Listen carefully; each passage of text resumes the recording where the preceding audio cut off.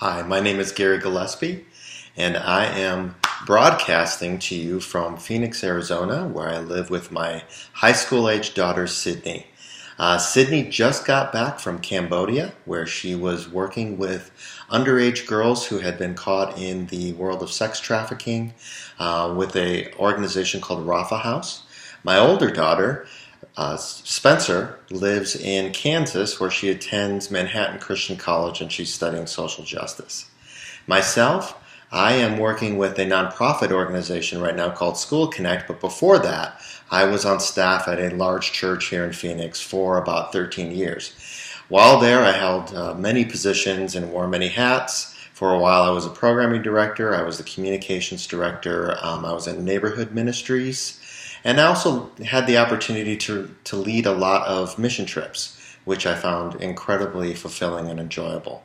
While now at School Connect, which is a brand new organization, I've been part of it since the very beginning, which is almost 3 months now.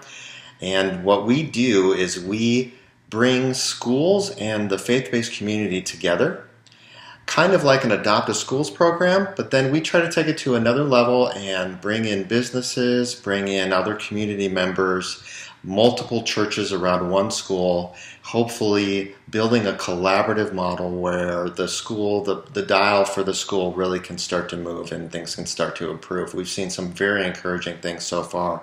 Our first major event was called Love Our Schools Day. It was held over the weekends of October 1st and October 8th. We had over 50 churches with over 10,000 volunteers at 265 schools, serving over 30 school districts. So it was a pretty incredible event, kind of a good motivation and a good momentum starter for us. So let's talk about convictions of preaching. Now, I have never done any preaching, so I was thinking, I don't really have any convictions when it comes to preaching. But when I started listening to the lectures and started going through some of the materials, I started to realize I actually do have some convictions when it comes to preaching. Even just as a listener or as a church staff member, can kind of tell the difference between, maybe what's a good sermon, what connects with people, what doesn't connect with people. So borrowing from what I've learned in the past few days, along with some of my life experience, here's some of what I believe are essential elements to preaching. So first, connecting to the Word of God. This is the most essential element, as almost everyone has said in their videos, and it cannot be overstated. So what we are is responsible for bringing the truth, and the truth comes from the Word of God. Otherwise, it's just our opinion about things. And God gave us His Bible, He gave us His Word for a reason. And that's why we use that as the basis of what we teach out of. The second thing, I believe, is a connection to God.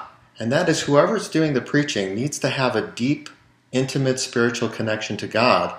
And God, I really like the way that Professor Tim said in his lecture, God is central in the process. And I think that speaks to the motive and the heart of the person who's giving the message, that they are personally seeking after God, and that God is directing their minds and words with what He would have others to hear in the congregation. The third thing, I think, is connecting to the people who are listening.